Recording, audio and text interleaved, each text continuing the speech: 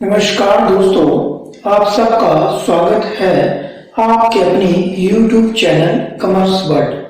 जैसा कि अपने पिछले वीडियो में हमने जाना कि इनकम टैक्स की कैलकुलेशन ओल्ड स्लैब में किस तरह की जाती है, आज हम जानेंगे कि इनकम टैक्स का जो न्यू स्लैब है उसमें इनकम टैक्स की कैलकुलेशन कैसे की जाती है। इसके लिए मान लो किसी टैक्स पेयर की जो सैलरी से इनकम है वो 6 लाख है तथा इनकम फ्रॉम हाउस प्रॉपर्टी कितनी है 2 लाख रुपया, इनकम फ्रॉम कैपिटल गेन 25,000 रुपया तथा एग्रीकल्चर इनकम कितनी है 5,000 रुपया।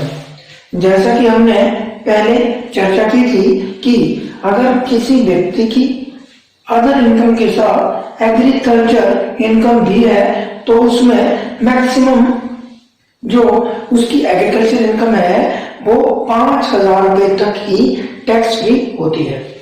नेक्स्ट है हमारे पास इनकम फ्रॉम इंटरेस्ट, जिसमें कि सेविंग का इंटरेस्ट तथा एफडी का इंटरेस्ट दोनों शामिल है।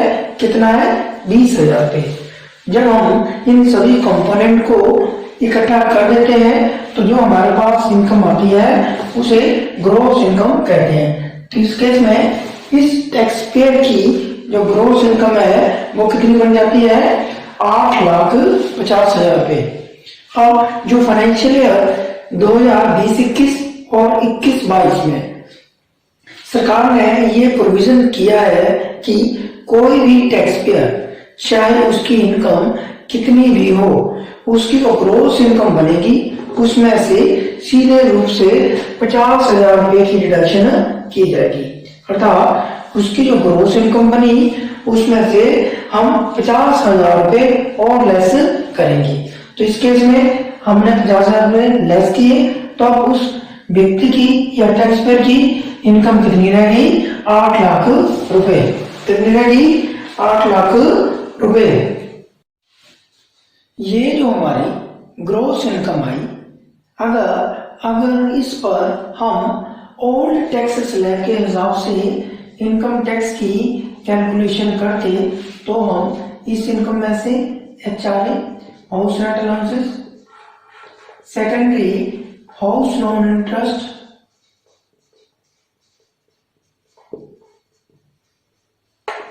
डिडक्शन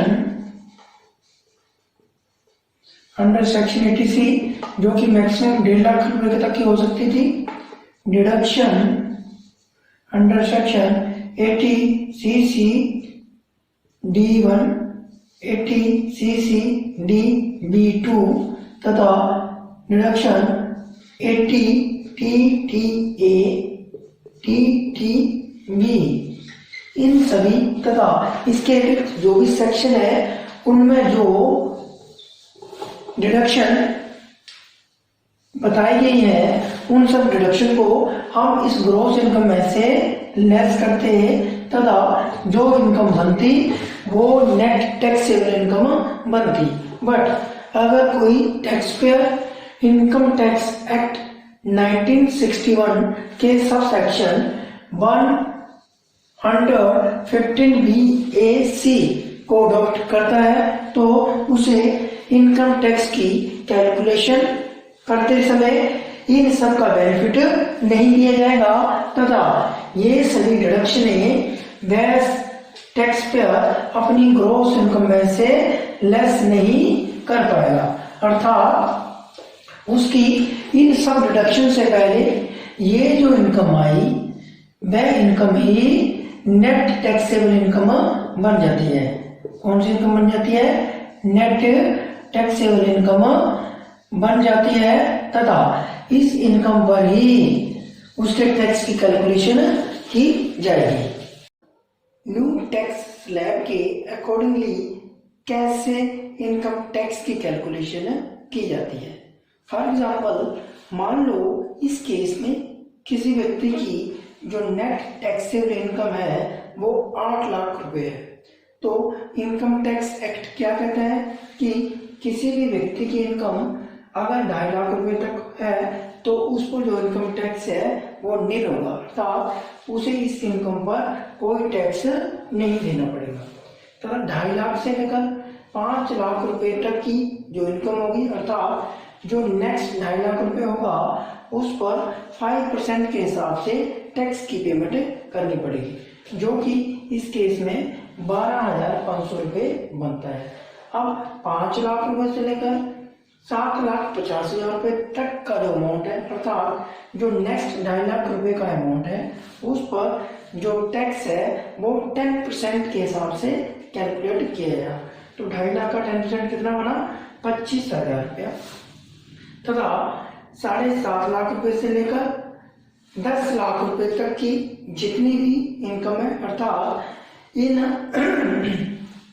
7.5 लाख रुपए से लेकर 10 लाख रुपए तक की जितनी इनकम होगी उस पर 15% के हिसाब से टैक्स कैलकुलेट किया जाए। इस केस में हमारी जो टोटल इनकम थी वो कितनी थी? 8 लाख। उसमें से 2.5 लाख की इनकम पर 0% टैक्स बचा, तो हमारे पास कितनी इनकम रह गई?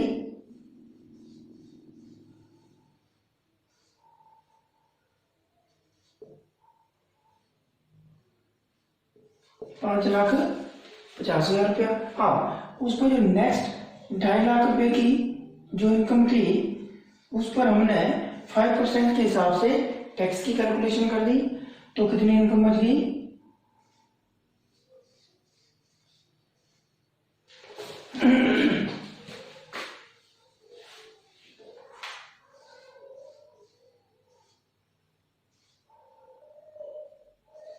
3 लाख। अब उसमें से नेक्स्ट 2.5 लाख रुपए थे उस पर हमने कितनी कैलकुलेशन कर दी? उस पर हमने 10% के हिसाब से टैक्स की पेमेंट कर दी, और उसकी पेमेंट करने के बाद हमारे पास कितनी इनकम बच गई? 50,000 रुपये। अब इस 50,000 रुपये की इनकम पर हम 15% के हिसाब से टैक्स की कैलकुलेशन करेंगे। तो इस केस में 7.5 लाख रुपए से लेकर 10 लाख रुपए के बीच में कितनी इनकम बचती है? 50,000 रुपये। तो इस 50,000 रुपये पर ही हम 15% के हिसाब से टैक्स की कैलकुलेशन करते। लेकिन अगर इनकम ज्यादा होती, 10 लाख से ज्यादा होती, तो 2.5 लाख रुपये पर कैलकुलेट करते, उससे ज्यादा होती तो नेक्स्ट 2.5 लाख पर कैलकुलेट करते। तो इस तरह ये स्लैब आगे से आगे बढ़ता रहता। तो इस केस में 50,000 रुपये हम क्या करेंगे? 15% के हिसाब से टैक्स की कैलकुलेशन करेंगे, जो कि 7,500 रुपया बनता है। तो इस इनकम पर इस टैक्स पे का जो नेट टैक्स बनता है वो कितना बनता है? 45,000 रुपया। इनकम टैक्स एक्ट कहता है कि 2021 और 22 में जो हमारी नेट टैक्सेबल इनकम बनती, नेट टैक्स बनता है, उस पर हमें एक्स्ट्रा 5% एजुकेशन सेस के रूप में 4% एज एजुकेशन सेस देना पड़ेगा। तो 45,000 पर हम 4% के हिसाब से एजुकेशन सेस कैलकुलेट करेंगे, जो कि 250 रुपये बनता है, और इसे टैक्स में प्लस कर देंगे। दोनों को मिलाकर जो इनकम बनेगी वो हमारी टोटल नेट टैक्सेबल इनकम बनेगी, जिसे कि हमें इनकम टैक्स डिपार्टमेंट में जमा करवाना होगा। करेंगे एक नेक्स्ट सिचुएशन की। अगर ऐसा हो जाता है कि किसी टैक्स पेयर की अगर इनकम न्यू टैक्स स्लैब में 5 लाख रुपए से कम, कितनी? 5 लाख रुपए से कम हो, तो उस पर न्यू टैक्स स्लैब के अकॉर्डिंगली उसका कितना टैक्स बनेगा वो जानेंगे। मान लो इस टैक्स पेयर की जो नेट टैक्सेबल इनकम 4,50,000 रुपया है, तो सबसे पहले 1 रुपये से लेकर 2.5 लाख रुपए तक की उसकी जो इनकम होगी उस पर जो टैक्स लगेगा वो 0, अर्थात उस पर कोई भी टैक्स इस टैक्स पेयर को नहीं देना पड़ेगा। और इसकी जो इनकम 2.5 लाख से लेकर 5 लाख रुपए के बीच है, इस केस में कितनी इनकम है? उसकी टोटल इनकम है 4,50,000 रुपया। 2.5 लाख इनकम जो है वो उस पर कोई टैक्स नहीं देना पड़ा, तो कितनी इनकम रह गई? 2 लाख। कितनी रह गई? 2 lakh.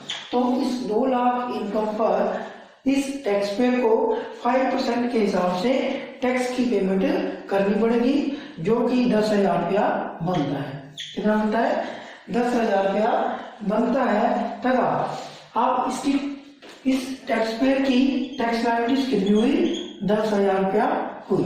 But income tax act क्या कहता है कि जो फाइनेंशियल ईयर 2020, 2021 और 22 है, उसमें अगर किसी टैक्स पेयर की जो इनकम है वह 12 लाख, अपनी इनकम 5 लाख रुपए से कम है। किससे कम है? नेट टैक्सेबल इनकम अगर 5 लाख रुपए से कम है, तो इस इनकम पर अगर उस टैक्स पेयर का कोई टैक्स बनता है, तो इस टैक्स पेयर को उसके बनेंगे टैक्स पर भी 12,500 रुपए तक। कितने तक? 12,500 रुपए तक टैक्स में भी रिबेट दी जाएगी। किसमें रिबेट की जाएगी? उसका जो टैक्स बनेगा उस पर भी उसे 12,500 रुपए तक की टैक्स रिबेट दी जाएगी। तो इस केस में इस टैक्स पेयर का जो टैक्स बना वो कितना बना? 10,000 रुपया।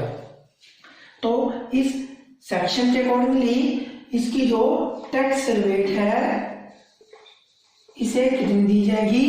10,000 रुपए की। जितना इसका टैक्स बनता है उसकी भी इसे रिबेट दी जाएगी।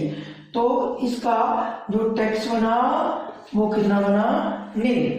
अर्थात इस टैक्स पेयर को कोई भी टैक्स अदा करने की जरूरत नहीं है। इस टैक्स पेयर की कोई भी टैक्स लायबिलिटी नहीं बनती है।